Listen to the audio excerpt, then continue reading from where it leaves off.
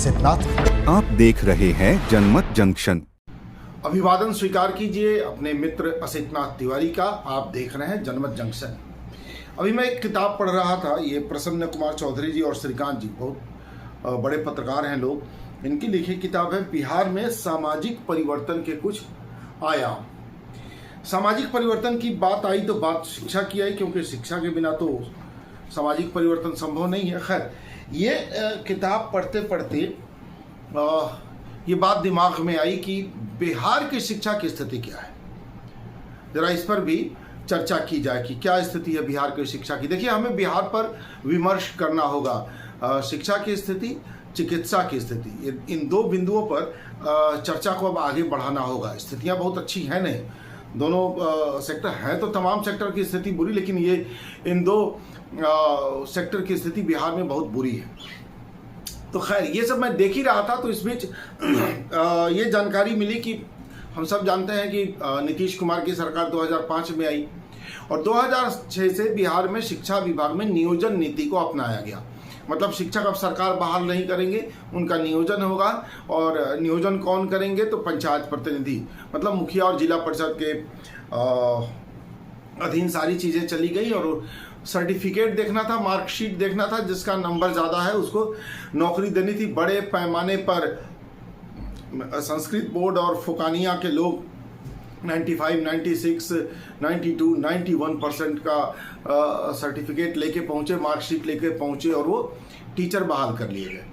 फिर स्कूलों की क्या गति हुई, ये हमसे आपसे छुपी नहीं है, मैं क्या बताऊंगा। आप खुद गांव में रहने वाले लोग हैं और आपको पता है कि उसके बाद बिहार के स्कूलों की क्या स्थिति हुई। जब स्कूलों की स्थिति बहुत बुरी हो गई तो अलग अलग सामाजिक समूहों की तरफ से मांग उठने लगी कि नहीं भाई, एग्जाम लेके शिक्षक बहाल करना चाहिए था, ऐसे कैसे आपने शिक्षक बहाल कर दिया। चुनाव के समय जब ये मुद्दा बना तो फिर अच्छा ये भी देखना था कि अब बड़े पैमाने पर मुखिया जी लोग नियोजित कर चुके हैं, अभी नियोजित लोगों को अचानक हटा भी दीजिए तो अच्छी बात नहीं, रखिए भी तो उनमें से कुछ ही लोग काम के थे, ज़्यादातर काम के नहीं थे। तो फिर परीक्षाओं का आयोजन शुरू हुआ, किस्म किस्म की परीक्षाएं फिल्टर होते गए, टीचर फिल्टर होते गए, बहुत रिटायर हो गए, कुछ ने तो खुद नौकरी छोड़ दी, कई फर्जीवाड़ा भी पकड़ में आया। बहुत अच्छे टीचर भी उनमें से निकले, कुछ बहुत बिना काम के टीचर भी निकले। उसके बाद ये तय हुआ कि नहीं भाई, एग्जाम तो ठीक से लेंगे और जो काबिल होंगे उन्हें ही हम रखेंगे। तो इसके लिए जो परीक्षा आयोजित हुई, आपने देखा होगा पिछले कुछ महीनों पहले बीपीएससी ने बाकायदा शिक्षकों की परीक्षा ली, उसमें ज़्यादातर शिक्षक पास हो गए। फिर बीपीएससी ने एचएम, हेडमास्टर, एसटी मतलब हेड टीचर की परीक्षा ली, उसमें भी इन्हीं पुराने शिक्षकों में कई शिक्षक, ज़्यादातर शिक्षक पास हुए, जबकि बहुत कठिन परीक्षा ली गई थी। उसके बाद सक्षमता परीक्षा ली गई, जिन्होंने बीपीएससी देने से इनकार कर दिया उनसे सक्षमता ली गई और उन शिक्षकों में से अधिकतर ने सक्षमता परीक्षा के परिणाम भी अपने पक्ष में लाए। मतलब ये कि फिल्टर होते होते ये चीज़ें साफ हो गई कि जो योग्य थे वो बचे रहे और उन्होंने बाद में तमाम परीक्षाएं, चाहे वो जितनी भी कठिन रही हो, उसको क्रैक किया और वो टीचर बने। अब आप सोचिए, किसी भी राज्य में, किसी भी देश में क्या ऐसा होता है कि कोई कठिन परीक्षा पास कर गया तो आपकी तनख्वाह कम कर दी जाए? मतलब परीक्षा पास करने की सजा किसी को मिलती है क्या? परीक्षा फेल करने की सजा तो दुनिया भर में है। भारत में, विश्व में भारत और भारत में बिहार इकलौता ऐसा स्टेट है जहां एक कठिन परीक्षा पास करने के बाद शिक्षकों की तनख्वाह कम कर दी गई, शिक्षकों का वेतन कम कर दिया गया। मतलब परीक्षा पास करना इतना बड़ा अपराध हो गया कि शिक्षकों को अर्थदंड देना पड़ रहा है। मैं बिहार के शिक्षकों की बात कर रहा हूं, इन्हें विशिष्ट नाम दिया गया है और ये विशिष्ट क्या सजा पा रहे हैं जरा आप सुनते जाइए। एक तो लंबी लड़ाई के बाद हुआ कि भाई आप एग्जाम देंगे, पास करेंगे तब आपको हम राज्यकर्मी बनाएंगे। इन्होंने परीक्षा दी, पास आउट हुए, राज्यकर्मी बने, लेकिन राज्यकर्मी वाली कोई सुविधा नहीं मिली, ना तो राज्यकर्मी वाला वेतन, ना तो राज्यकर्मी वाली सुविधा। उल्टा हुआ ये इनके साथ कि इनका जो वेतन संरक्षण का मामला था, ये एक टेक्निकल मामला है कि इनको कहा गया, विशिष्ट शिक्षक नियमावली बनाई गई बिहार में और विशिष्ट शिक्षक नियमावली के तहत पूर्ण वेतन संरक्षण का लाभ इनको दिया गया।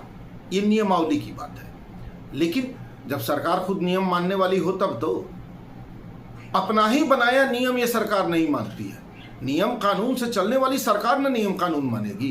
गैर कानूनी तरीके से जैसे तैसे सरकार बना लो, गैर कानूनी तरीके से जैसे तैसे अपनी सरकार बचा लो वाले लोग जब सरकार में होंगे तो वो क्या नियम का पालन करेंगे और कानून का पालन करेंगे। तो इस नियमावली का भी जो शिक्षकों के लिए है विशिष्ट शिक्षक नियमावली, इसका भी पालन नहीं किया गया। और वेतन संरक्षण का लाभ तो छोड़िए, इनका जो मूल वेतन हुआ करता था 27,000 से लेकर 31,000 रुपए तक प्रति महीना नियोजित शिक्षकों का मूल वेतन था।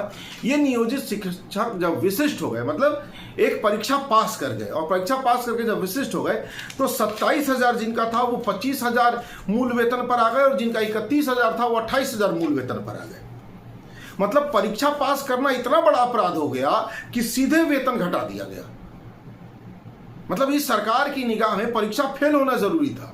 इस सरकार की निगाह में ऐसे शिक्षकों की जरूरत है जिन्हें खुद ही लिखना पढ़ना नहीं आता हो, जो फर्जी डिग्री लेके आए हो और इन्होंने नियोजित कर दिया हो। लेकिन देखिए तो पास हो गए, ये तो पढ़े लिखे निकले। अब ये पढ़े लिखे निकले तो सरकार परेशान हो गई, यार ये तो पढ़े लिखे लोग हैं, ये तो बच्चों को पढ़ा देंगे और जब बच्चों को पढ़ाने लगेंगे तो बच्चे समझदार निकलेंगे और बच्चे जब समझदार निकलेंगे तो ये राजनीति के जितने धतकर्म है वो समझ जाएंगे। इन्हें तो ना समझो की भीड़ चाहिए, जिन्हें जाति के समीकरण के नाम पर हाँक दो तो हका जाए, जिन्हें धर्म के समीकरण के नाम पर हाँक दो तो हका जाए। इन्हें तो हकाने वाली भेड़ों की भीड़ चाहिए, अक्लमंद लोग तो चाहिए नहीं। अब सरकार परेशान, यार पढ़े लिखे लोग कैसे टीचर हो गए तो पढ़ाने लगेंगे।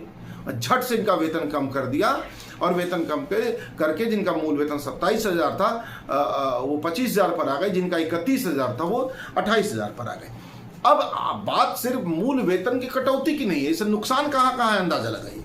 अब बाद में सरकार ने एनपीएस लागू किया, एक पेंशन स्कीम को, नेशनल पेंशन स्कीम को लागू किया और उस नेशनल पेंशन स्कीम में तय हुआ कि भाई एक हिस्सा सरकार देगी और एक हिस्सा इनके वेतन से काटा जाएगा।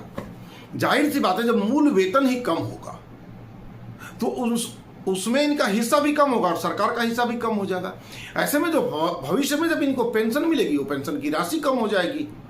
मतलब इनके पूरे जीवन को एक बार में तबाह कर दिया गया। इतना बड़ा आर्थिक नुकसान दिया गया जो नुकसान इन्हें आखिरी सांस तक उठाना पड़ेगा। ये है बिहार सरकार की पॉलिसी। इन्हें पढ़े लिखे लोग स्कूलों में नहीं चाहिए, इन्हें स्कूलों में चाहिए लंपट, जो इनके लिए जातीय गोलबंदी कराए, जो इनके स्कूलों में जातीय समीकरण बच्चों को समझाए कि फला जाति और फला जाति का समीकरण होगा तो तुम मुखिया बन जाओगे। जो पढ़ा के बच्चों को प्रोफेसर, जो पढ़ा के बच्चों को साइंटिस्ट, इंजीनियर, डॉक्टर ना बनाए, जो पढ़ा के बच्चों को वार्ड सदस्य का चुनाव लड़ना सिखाए, नीतीश सरकार को वैसे टीचर चाहिए। लेकिन ये टीचर पढ़े लिखे निकल गए, ये तो सक्षमता पास कर गए और उसकी इतनी बड़ी सजा इनको दी गई जो सजा आखिरी सांस तक सक्षमता पास शिक्षकों को भोगनी पड़ेगी। अब ये मामला खुला कैसे? 22 तारीख को जो है मैं पश्चिमी चंपारण का ही रहने वाला हूँ, बेतिया के। तो हमारे बेतिया जी, पश्चिमी चंपारण से, बेतिया से कुछ शिक्षक आए, राहुल कुमार उसमें परिचित हैं हमारे, तो उनके साथ बहुत सारे टीचर आए थे शिक्षा मंत्री से मिलने और शिक्षा मंत्री को उन्होंने बाकायदा इससे संबंधित एक ज्ञापन भी दिया, आवेदन भी दिया कि सर परीक्षा पास की तो सजा क्यों दी, कटौती कैसे हो गई हमारे वेतन में, और वेतन संरक्षण का लाभ जब नियमावली में शामिल है तो उस नियमावली को आपने किस कूड़ेदान में डाल दिया। मंत्री के पास जवाब वैसे भी नहीं होता, इस राज्य में किसी मंत्री के पास कोई जवाब नहीं होता। मंत्रियों को तो जातीय समीकरण के हिसाब से जगह मिलती है, फला जाति का ये मंत्री होगा तो फला जाति का वो मंत्री होगा, इस जाति का कोई मंत्री बना के, योग्यता के आधार पर तो मंत्री बनाना नहीं है, जातीय समीकरण के नाम पर इस राज्य में मंत्री बनाना है। तो जाहिर सी बात है जो आदमी मंत्री बना ही है जातीय समीकरण के नाम पर, उसको काम भी तो दिया गया होगा अपनी जाति का वोट बैंक संभालने के लिए। तो शिक्षा विभाग संभालने की जिम्मेदारी शिक्षा मंत्री को थोड़ी है।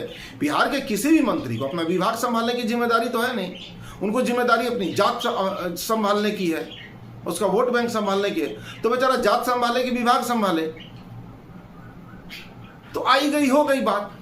अब खबर यह आई जो आज हमने पता किया, तो अब खबर यह है कि तमाम जिलों से, कई जिलों से डीओ भी इस पर अपने विभागीय अधिकारियों से दिशा निर्देश मांग चुके हैं कि जो वेतन संरक्षण है नियमावली में शामिल है उसका क्या करना है। कई जिलों की चिट्ठियां आके विभाग में रद्दी में धूल फाँक रही हैं। कोई पूछने वाला नहीं, कोई पढ़ने वाला नहीं, वो लिफाफा खोलने वाला कोई नहीं, क्योंकि मंत्रियों की ड्यूटी तो वोट बैंक साधना है अपनी जाति वाला, वो उसमें लगे हैं। अधिकारियों को मतलब नहीं है किसी काम से। नियमावली कूड़ेदान में, नियम जाए भाड़ में। तो बिहार सरकार ऐसे चली है। देखिए, हम शिक्षकों की भी तमाम कमियां गिना सकते हैं, कमियां उनमें भी हैं, लेकिन मसला यह है कि जहां सरकार ही इतनी गड़बड़ होगी, सरकार में इतनी सारी कमियां होंगी, वहां हम सिर्फ पब्लिक की कमियां क्यों खोजते फिरे? पहले सरकार की कमियां तो दूर कर लें। ये सरकार ऐसे चलेगी, आप संस्थानों को ऐसे चलाइएगा जहां से पूरे बिहार को बनना है, गढ़ना है, उनकी ये दुर्दशा है। अब इसी पड़ताल के साथ कुछ और बातें सामने आ गई, वो भी हम आपको बता दें। एक दौर था कि यूपीएससी के एग्जाम में, मतलब जहां से आईएएस, आईपीएस, आईआरएस वगैरह निकलते हैं, एक दौर था कि कभी बिहारी छात्रों का दबदबा था, और वो दबदबा सरकारी स्कूलों से निकले छात्रों का था।